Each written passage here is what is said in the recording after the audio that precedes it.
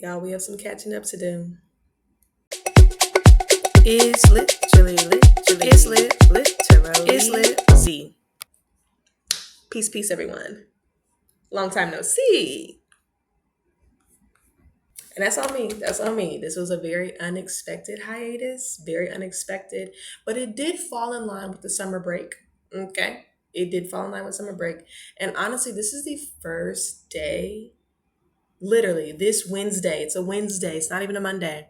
This is the first day that I'm at home, not running and not overwhelmed by tasks. This is the first day. And I emphasize at home because there have been other times where I'm not necessarily overrun with tasks, but I'm not in this home base. Because even traveling back to see family like that home, Wi-Fi slower, different other things, this, that, the third. And so it's just still not being in my own space, having very focused work time. So even if it's not a lot of tasks, they can tend to take a bit longer, if that makes sense. So this is really the first day of just being home, able to work, organize, and finally record for you all. So I know I'm supposed to be going through that research article. And I won't, as you see the shaking head, and I won't be going over that article just yet. There's just other updates I want to do first, okay? So I think the first biggest update, obviously, I did do the dissertation proposal. I talked about that with you all in length. I was very honest and open about my experience with that. I have been able to sit and settle with it for a while. Now we're in August, so I've had time to work. And I'm also going to try to record and upload same day. We're going to see. Okay, I have a little bit of a lull right now, not too many pressing deadlines. So I'm like, this is my sweet spot to go ahead and do some recording and some uploading. Okay. But yeah, I've had time to, just kind of sit with it and push past it. I turned in my IRB materials. They kind of been getting back to me once a month. So I turned them in. That was in June. I got them back around the second week of July, turned them in like in a matter of a couple of days. They just reached back out. This is like the super start of August. So we're getting closer, right? Super start of August. They just sent some revisions yesterday. I did those revisions. And the revisions, like, honestly, a couple were nitpicky. Like, one of them was, so you say you're going to post a flyer on social media. Do you have any other strategy for social media? No. If I had another social media, I was and I literally copied, I said in the quotation marks, like, I will post to social media. Like, there's not going to be a social media campaign. I'm not going to be coming over here and posting the flyer and saying, hey, y'all, da da da. Like, there's no nothing else. Okay. It's literally just posting the flyer to social media. That's it. That's all. So I hope they don't ask any further questions about it. Like, it's not no extra thing with that. And there was another question too they asked where I'm like, okay, well, you see my response, but you're asking clarification about my response. Okay, girl. Like, hey. But some of the other comments, for example, there was a comment about transcription. And they are really anti us using any other AI softwares. And so, since I'm in the very precarious situation of being a student and I can't just be like, well, this is the software I use, I can't do that to them. I'm going to respect that. So, I was going to use this other transcription software. I put that in my initial draft. I took it out in my second. Well, not draft. I put it in my first submission. I took it out in the revision because they said to. And then there was this additional question of, okay, then what are you going to do? And I was like, oh, well, I mean, Zoom has transcripts. So it's like, I'm just going to use a Zoom transcript, but I made it more explicit saying that, again, if you go into Zoom, it saves a transcript. It's auto-generated, but it also does not include like really clear designations of like, this was the speaker versus that speaker. So I would add those in, still identified as interviewer and research partner, point blank period, so not including name.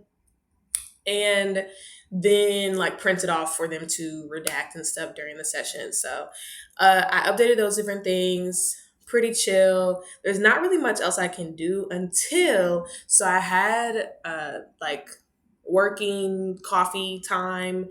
I wanted to say lunch because it was around lunchtime when I got there, but he was working all day. So with my homie Noah, and when we were sitting there, my advisor sent what she usually does, an email about how Spencer is accepting applications for their fellowship. And I kind of counted out those fellowships because I applied to the ones I was eligible for last year. Spencer was one that I was not eligible for last year because I was not ABD, all but dissertation. So I had not yet passed all the other requirements necessary before the dissertation. Now I have. Now I am ABD. So I was like, I could apply.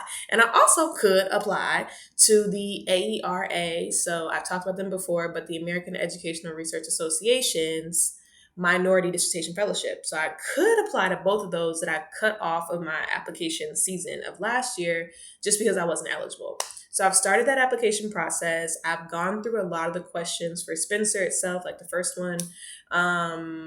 I've gone through their question about what's typically known. And the way they worded them, it said finish the sentence. And I'm a very literal person. Okay. I think in there I put my neurodiversity in there just because I don't want you to think I'm being funny by being literal, but you said complete the sentence. So I did that. Now I added additional sentences because we don't want to do run-ons. And also just a sentence when you say the word limit is 100 words seems not like enough, right? Okay. So I did add more words, but I did make sure my first sentence could continue from their sentence stem just in case that was a real requirement because I don't know, and I'm very literal.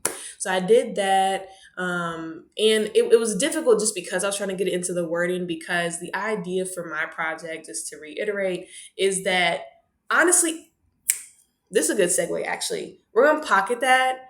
The other big task I did last week that almost took me out. Initially, I was going to take y'all on the journey of doing it. It's literally on what's on my plate. It literally says for Literally Z to walk them through my conference submission. That did not happen because I submitted it. It was due at 11:59 p.m. PT, and I turned it in at 2:59 a.m. Eastern time. Right on time. There was no time for recording and explaining and talking about it. Okay.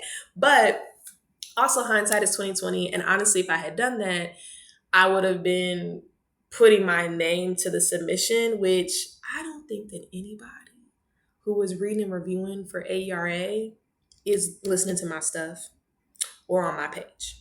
I don't think so. But just in case, I was like, that actually probably wasn't the best idea. And let's keep it de-identified as they asked. No information about the author.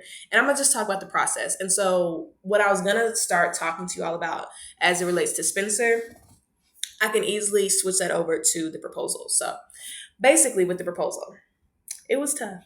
So I went to one of their information sessions with my homie Noah, and one of the questions that he kind of posted me on the back end was like, you can't just do a conceptual paper, which if it's a conceptual paper that they would take, I could really almost literally take my proposal and submit it because my proposal has concepts to it that will be addressed when I'm approved to do the research.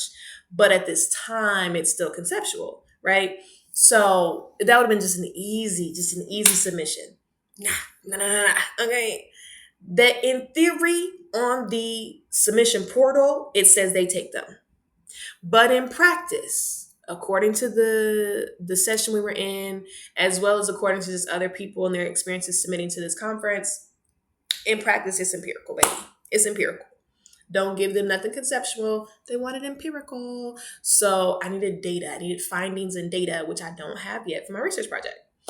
So with that being stated, I then was on the hunt for a project. And ironically, my advisor had pulled me onto a paper that she was trying to do with one of her scholar homies. And my part of that paper would be the finding section. And so that paper was a systematic literature review. And I can't get into the full specifics of it because, again, it is a submission. And I want nobody to say, oh, well, I know that she's an author on it because da-da-da. So I can't get into full details about what that paper was on, but it was a systematic literature review. And so with, doing that one for them, I started to think like, well, could I do a systematic literature review for my paper? It would also help me just to kind of understand the breadth and depth of the research that's already out there to just really make sure that I found my niche, like I found something that's not really there that I could talk about further. And I did. So that process was a lot of trial and error. I like to start with the title because the title, for me at least, kind of speaks to the vibe of the paper. And something very special about the submission I ultimately gave them is the, at least the, you want to call it the stem of the title, like that first part before the colon, semicolon. So the first part before that, I have this phrasing that I can't specifically say. Okay. But the phrasing I also add is a bit of an ode to a song. It's not a song title. It may be the song's title, but it's in a song. It's in a song. And it is about a thing. I feel like I can't get too specific. I'm really trying to mince my words, and I don't find out if they're accepting it until November. So I'm sorry to leave y'all on a cliffhanger, but I probably cannot fully talk about the proposal I gave until November. But nevertheless, the title is catchy. It's good. And it was an initial title that I thought of. I was like, ooh, this sounds good. Ooh, this catchy. I like that. I like that. But then I, thought of different titles because I thought of different potential directions for for the submission, but I landed back on it after just additional reflection. Also, after almost fully finishing the other submission, I became a little bit more steadfast on, okay, this is what I think I want to do for my personal one. And so it involved kind of going back through my dissertation proposal and really breaking apart the theories in the proposal and breaking apart what is it that I'm looking for, that I was looking for in the literature that I wasn't seeing and I wasn't finding, and what is it that I think that education research would really benefit from as we move forward. Specifically, mine is still talking about Black teachers. I was about to say which exact part of the organization I applied to. This is very difficult. I'm gonna have to table this conversation because I'm scared. I just I do not want anything going wrong with that submission. Y'all hear me? I don't want nothing going wrong with that submission. So I'm trying to be very careful. And once we hit November and I know what is what and who is who and whether it was accepted or not, and I also get to talk about rejection if it's not accepted. And whether it's accepted or not, we will talk about rejection. And we'll also talk about the exact proposal. Like I will give you more details about the exact proposal at that point. But yeah, I started breaking apart the framework and breaking apart like what exactly was I looking for? What exactly do I feel like is missing? And how missing is it? Because through the systematic literature review, I did do a lot of very focused in search strings to databases like Google Scholar, but also to JSTOR, to ERIC, which is like the education research, like the database with the government, a broad web search, and maybe like one other search as well. But with that being stated, I really took more concentrated time to search on this specific niche and found that there was very limited research on it. And research that was proximal or like approaching the topic still wasn't really centered on the topic. And the topic of choice adds to the full humanity of a person. And I feel that our research needs a bit more of that. Now, if you know generally myself and you know my research personally, you could potentially guess what said topic is within the larger topic of just like looking at Black teachers broadly. But that is just kind of a little taste of it, can't really get into it, but that's a little taste of that. So I just did this literally Friday of this past week. It's fresh in my head, the process for and all different things. But I also wanted to talk a bit about just how I'm feeling being stagnant. I think that is a part of this process that I wasn't really prepared to experience or prepared to deal with. was the stagnation of waiting to have things approved via the IRB. Now, is it a necessary process? Yes, because researchers have historically done a lot of shady things to a lot of people, especially Black people. Mine is focused on Black people, so I have no problem with the fact they're being very careful about accepting the work. No problem with that. But it does mean, for example, I wanted to start interviews in July. It's August. Can't start nothing. So I've now changed that language to say August, September. And it does help. So circling back to what I was saying previously, like I took a little pause break to talk about the AERA submissions, but going back to Spencer and the AERA Minority Dissertation Fellowship, with those, and then I'm also going to reapply to Mellon. So I think I talked last season, if you will. We can call it season 2 because this is a different school year. Season 2. This is episode 1 of season 2. I think I currently have this listed as episode 10. But should I get to 10? Let's maybe, because the school year hasn't started yet. So should it be 10 and 10s? 10 is a nice, but 9 is 3 squared. I like the number 3, but then it's like a square of the 3. I feel like I would prefer it if it was like a cube of 3, but it's 3 times 3, which is 3 squared. I think we're gonna still do 10. Such an innocuous conversation. Like, what are we talking about? I think we're gonna do 10. But anyway, we're approaching season 2. And I believe when I was a bit earlier in season 1, right? We talked a bit about sorry, I kicked the chair. But I think we talked a bit about this process and kind of the way I wanted to mark out the project and the timing of everything being pretty tight. And initially, when I did Mellon, I had that tight timeline submitted. I feel like I did talk about also the feeling of rejection when I did not get that one, but even more important than that, I did it again.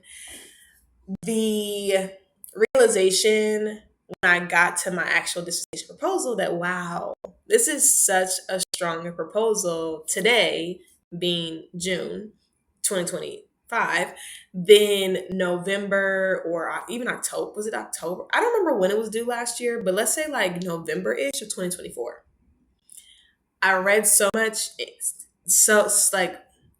I read so much, learned so much, added so much, like fine-tuned so much from November 2024 to June 2025. And now we're in August of 2025.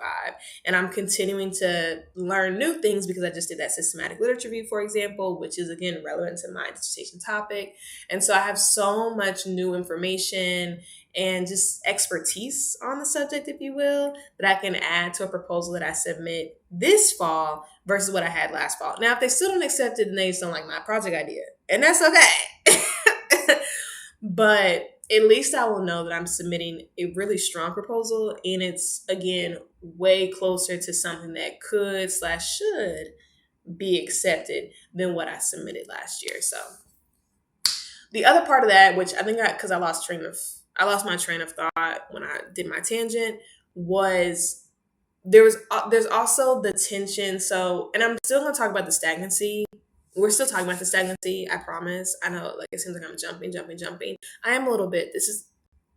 We've had months away from each other. It's a lot to catch up on.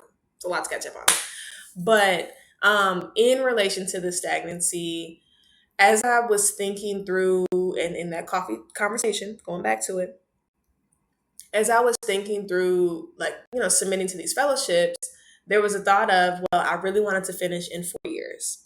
But because I wanted to do an academic year-long project with teachers, the earliest I was going to be able to finish after doing like a lot of like calculations of my own, talking to mentors and having them look at my my projected timeline, things like that, the earliest will be August of 2026.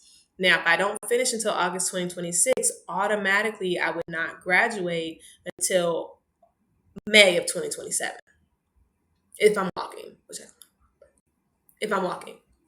So, with that being stated, I then started thinking about, okay, well, my institution also owes me an additional year of funding because I transferred in and I really had to take pretty much all the first year courses my first year. They did, transfer credits and things like that. But overall, my time at the university has only been, this is coming into my third year, and they do owe me that fourth year. And so I could, start the fall with them and finish by December 2026 because they owe me that funding. But, I was also just like, I'm trying to get finished. I want to be hireable for the fall. Like, I don't want to still be, doing a lot of work on this. Like, I want to really finish by August.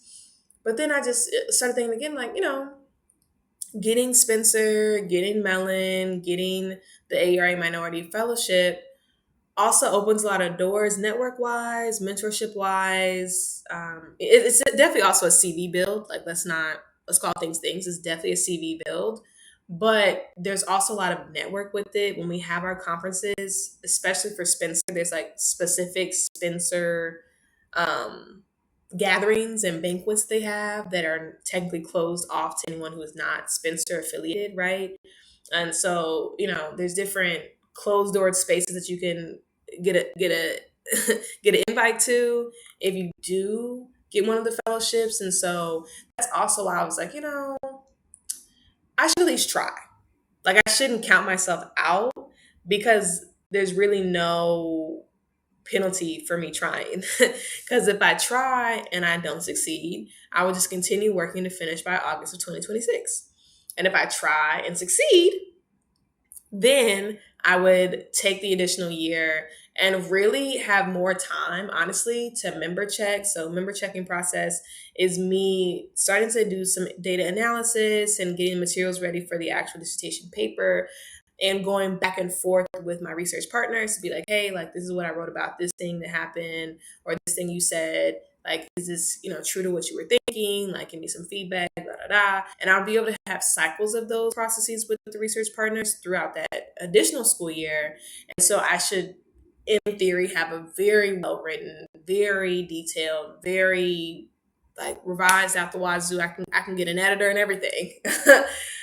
Should have a very polished dissertation by the end of the 2026-2027 school year. And, in theory, finish on time for that graduation. I could attend that graduation, I guess. Probably still won't, but that would be an option. So definitely a lot of thoughts with it. Still not super sure. Because I brought it up, I'm gonna go ahead and talk about it as well, and then I'm gonna get back to just stagnancy. Because, like I said, it's a lot of tangents. This is probably like one of my least organized ones, but I wanted to get the update out and also document the update just for my like research journaling process as well. Gotta document an update, but I really haven't done that many things because again, there was the one IRB revision in July, and I have this other one IRB revision right now, and it just got resubmitted. But otherwise, there's really not been much movement.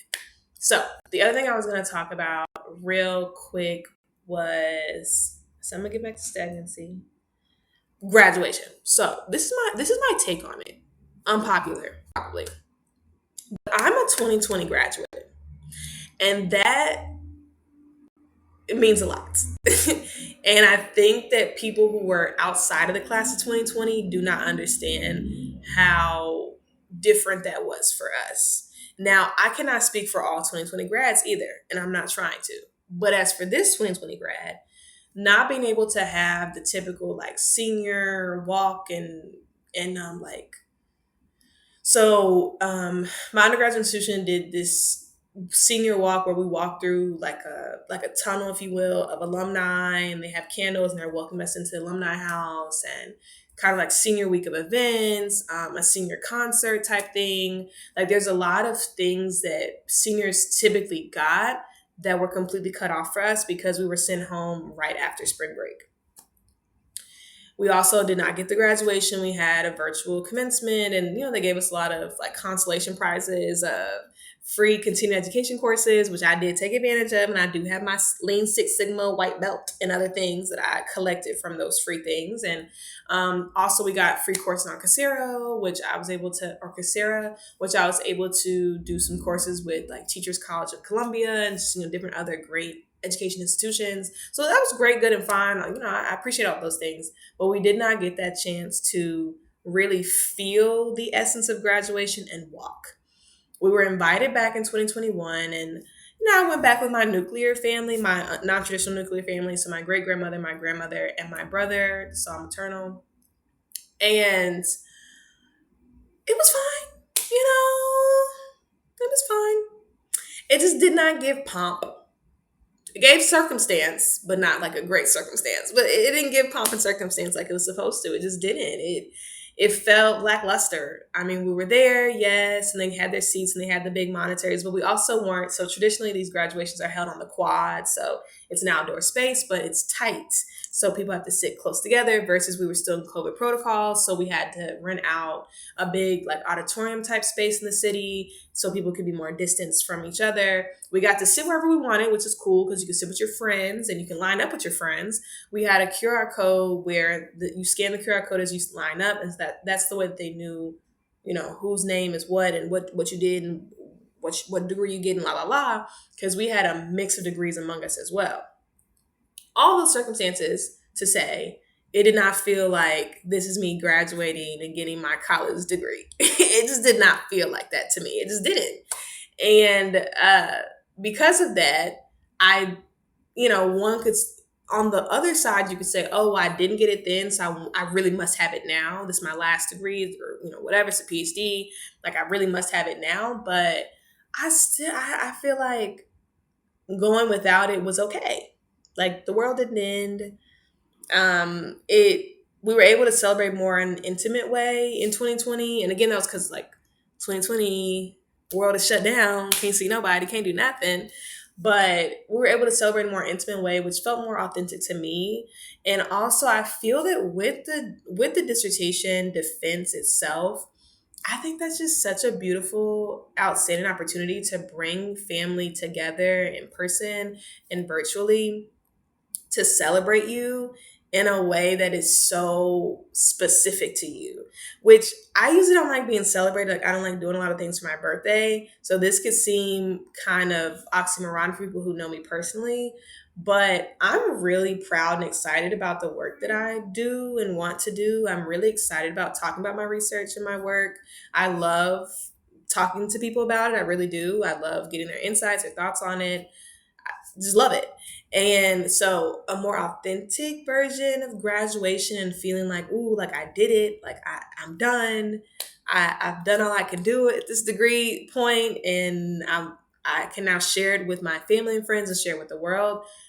That would feel more meaningful within my dissertation defense space than it would for me to be among the other graduates, listen to the speech from the dean and other folks or whatever, and get the diploma across the stage. They're not going to really talk in length about my research or my project or, the findings I had and the questions that I was asked and me answering the questions, and like just giving an opportunity to really talk back with the research and giving my friends and family an opportunity to do that. You don't get that at a regular commencement. And I think that's something I find really beautiful about dissertation defenses. My homegirl just did hers on literally yesterday. I wasn't able to go. I had an eye appointment. But with hers, I could just see, again, like in person, her family there in person. They were able to have a reception afterwards. Again, that said all the grad things. It had champagne. It had foods and things. Beautiful, beautiful setup. And countless family and friends on the Zoom as well. We were all there able to, really get beautiful, amazing insights into what has she been doing all this time, right? Like, what is her work? What are her interests? What is it that she wants to do with this moving forward beyond the PhD? And it just was so beautiful to see. Now, she might be someone who also is going to walk next year. And that's great and fine. But I also feel two things can be true at once. And it was such a beautiful expression of love in the moment as well. And I feel like that's enough for me. So, it might be a harder sell for me to say I'm not walking if I don't finish until April or May, and friends and family are already in town for the defense. They're like, well, why don't we just go to graduation too? It might be a harder sell. But especially if I do finish in the fall, it's for sure, without a shadow of a doubt, by season three, because that'll be season three, we're gonna definitely do at least 10 episodes in the next. Again, don't quote me on nothing. This could end up being season two. I think I'm gonna still put this with season one. But the point I was about to make is I for sure think that I could and should be doing more than 10 episodes in the next season, if that makes sense. Because 10 episodes could basically be, because this is August now. Let's say I do, so season two starts in August, then September, October, November, December, January, February, March, April, May. And see, that would cut out the summer. So I definitely will have more than 10 episodes in the next season. This season was just, it's a lot for Elmo. It was really a lot for Elmo. I think those are the main updates as it relates to the things I previously said. So let's get to stagnancy. Yeah. And I had conversations recently with some undergrads about this as well. One of which is my cousin, and the other which is a family friend. Woo, being on your own time, having to keep your own schedule while also being neuro spicy has been exhausting. And it has made the stagnancy even more exhausting because I have a project plan, okay? And I have tasks to do monthly, multiple tasks monthly according to the project plan.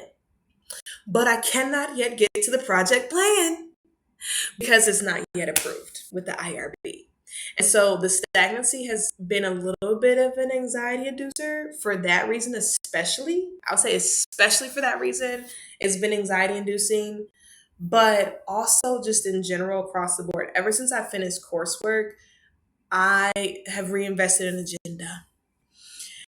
Agendas got me through undergrad. So I was able to really conquer all assignments, papers, quizzes, tests, whichever, because when the teacher gave me a syllabus, I take that syllabus, I take my agenda, and I'm writing out everything. Not just the due date, though. This is the kicker. This is the extra sauce on it. Listen to the tip.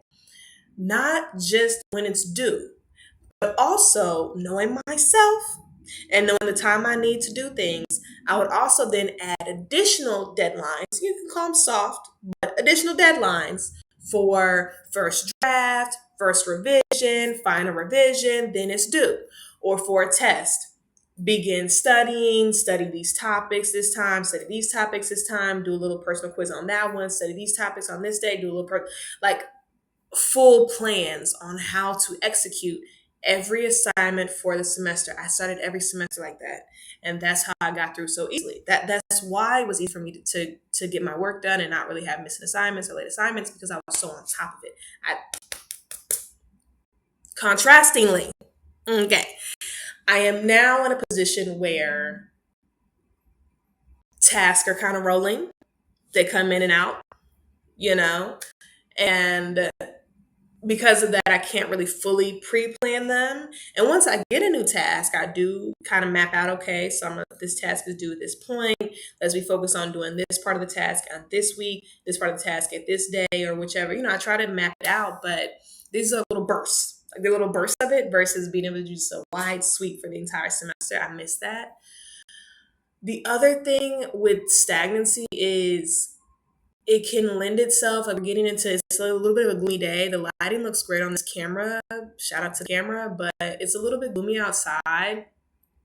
And so we're getting back into gloomy months and not having stuff to do. Again, I have stuff to do. Keep in mind, I have stuff to do.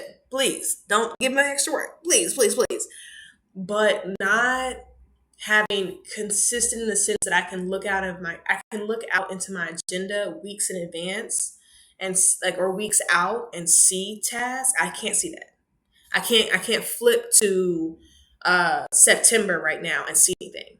I can't do that. I can't flip to November and see anything right now. I can't really do that.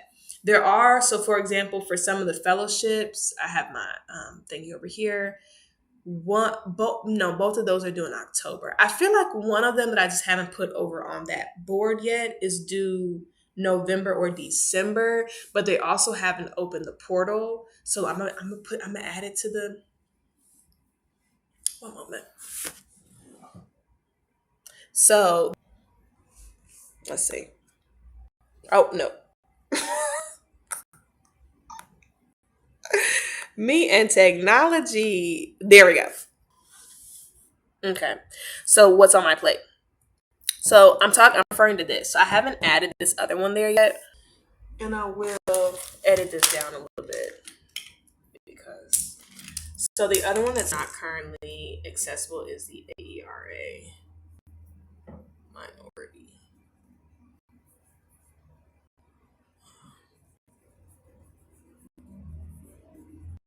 And because it's not yet open, there's a very good chance that it won't be due until like November or December. So we're gonna estimate November or December question mark. Okay. That was that. Thank you for moving with me and grooving with me. See this? This updates, check. First author paper, we still haven't done that. IRB, I've updated you on my IRB process so we can, okay. General updates, we've done that. Conference, I don't know what conference I was referring to other than the one I already talked about today. So that there are a couple other conferences that I will be looking into, but we're gonna hold off on this for now. We're gonna take it off our task list for literally Z because it's just not urgent. So again, this one, Eastern's Sociology Conference, I don't know about the due date yet. I keep checking on it. This other one is due September 30th, but I also need to see that I have the submission for it because the other conference I already submitted to, so that's why it's crossed off. You can't be doing the same thing at multiple conferences, right? Like it can't be the same exact project. And the issue that I will come across is the fact that I just don't know if I'm going to get accepted for the main one, the big one. And so, yeah, this one, I got to like really read their description to see if I'm going to end up doing that one. I'm not too sure yet, honestly. So we're going to see. But this is a quick look into like the board I'll be doing though. And with a little editing magic, we're back. All right. But that's a little look at just the what's on your plate is not my agenda. I do have a real agenda as well. As well. Okay. But that's more so just like a visual idea of okay, what is all on my plate? What am I working with right now for this week specifically? I'm trying to keep it to like weeks. And I'm also trying to be very mindful of crossing things off as I do them. Because even like before it looked as clean as it was or as it is right now, there was stuff that I did that was due like last week and the week before that was still on there. So I'm trying to really commit to every Monday or Sunday getting on my plate, figuring out what's on it. Okay. And also really mapping out that agenda. So I'm having to kind of rewire my brain from full semester to week by week. And I don't think I did that very successfully last school year. Last school year, I did not really start using an agenda. I had one, I was not really using it. And I think this is literally the same agenda that I bought to use last school year. And the reason why I'm using it this school year is because it was not used last school year. I think I used maybe a total of 4 of its pages. And it's one of those where you write in the date. So that's why we're using it for this year. So. And again, from what I told you about my undergraduate experience and the dire need for me to have an agenda in order to stay on task. The fact that I had none last year, it's a miracle that as much got done as it did. Now I was doing my what's on my plate, and I had so many like fellowship deadlines and stuff that I felt very consistently stimulated. And so I think that's also why I was able to push through because there was so much continuous stimulation. But I'm coming into a stagnant period. I'm coming into a period of just kind of don't know what's happening or gotta wait on that. And patience is a virtue, y'all. This is a very virtuous task I'm undertaking right now. Very virtuous. But I will take you along for the stagnant ride. I will more so again be giving updates as they are happening because I have no other new updates to give you at this time. The other one that's still on there for literally Z, if you are able to read it, just to be transparent, is that first author piece. I promise we get in there. I promise. I promise. I promise. That will be the opener for season 2. The only reason why I wouldn't be the opener for season 2, I'm gonna be completely transparent as well, is if I get this IRB approved before I can get that other one recorded. Oh, trust that will be the first video because I'll be so excited. that gotta be the first video. We just gonna speak that. That's gonna be the first video. But otherwise, it will be the first author piece. I'm also just not prepared to do it right now. I need to look back over the paper, and that's just not on the task list for today. You see some other things on there. Yes, those are priority right now. But I do think we should have time to get back to weekly videos, topics. I do want guests. So for my friends who are listening, like I do want to talk to other people. I do like having conversations. I do like talking to people. A lot of topics to talk about. So much happening in the world right now. So much happening in the world right now. And a lot happening in the world right now that there's a lot of history to reveal mysteries. You know what I'm saying? So we can do some quick little researching, get some articles pulled up, get y'all some extra information, and really get some nuanced conversations going on the podcast as well. So very excited for that. So excited for season 2. Thank you for a phenomenal season 1. Thank you for sticking with me. Thank you for continuing to be engaged with me, especially as I disengaged. I really appreciate that. It's just been a beautiful thing. I'm gonna also finish with adding. I put it here. Stop moving, babes. Hold on, let me turn that off. Don't move. Don't move. Don't move. Okay, I'm gonna. Now it's off. Okay. I was like, why is it still doing it? Okay. So don't move, don't move, don't move. All right. So right here, I'm going to put a screen grab of a post. Okay. I'm going to also be reading from my phone because I want to like hit the notes for it really clearly and make sure I'm not missing things. And I will add the pictures here. I'm also going to add this is an official post on my TikTok currently. It's not yet on my Instagram. I need to also see how long of a caption I can do on Instagram. That was the main reason why I did not put it on the Instagram yet, because I wanted to have a really detailed caption. But I'm going to look into that as well and also get it onto Instagram. So this is it. And again, I'm reading also because I don't want to get overly emotional, but I do want to add this in. Anywhere it can be posted and shared, it needs to be posted and shared, so it's in here as well. Urgent: 8 kids taken by abusive father. It's been 30 days without updates on the condition of these 8 beautiful babies. We are still praying for their safe return, but we urgently need the public's help. The children's ages are 9, 8, 7, 6, 4, 3, 1.5, and then also 10 months. The abusive father is Ali Abdullah. He is 45. His IG is ALISHYMONEY,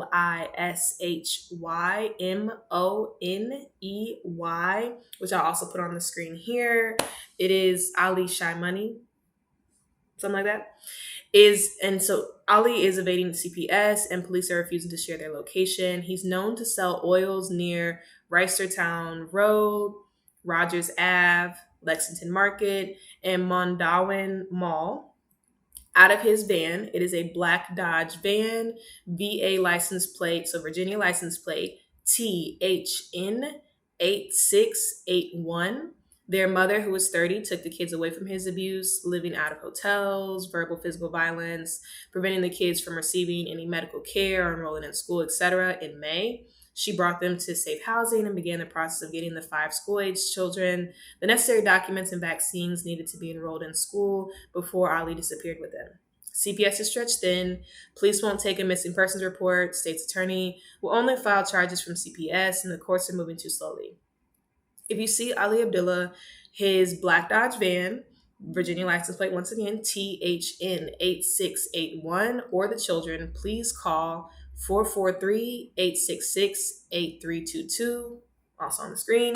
Once again, 443-866-8322, or contact CPS immediately. They have so much. This is like a little bit of like a personal touch, which, I'm trying to read it because But they have so much joy and love in them. Reading with these beautiful babies and experiencing their excitement about learning, getting ready for school, their playfulness, their compassion generally were absolute highlights of my summer. These kids deserve all the things: safety, protection, joy, love, care, everything. Please help us stop this cycle of abuse and neglect. Um, these kids are really special kids, which all kids are special. You know what I'm saying? I love children, but it is difficult, right, to be in a position to not be able to help them. And so anything I can do to try to help is what I'm doing. So even if you are not local, but you can share with people that you do know locally, or you can post it widely. Again, it's posted onto my TikTok. You can repost it there. I will be posting it onto my Instagram as well. You can repost it there. I will also be adding onto my Twitter. You can repost it there. I can also add it to a post on my YouTube. You can repost it there, but I'm gonna be adding it everywhere. And again, the flyer with all the other pictures are gonna be added with the editing magic.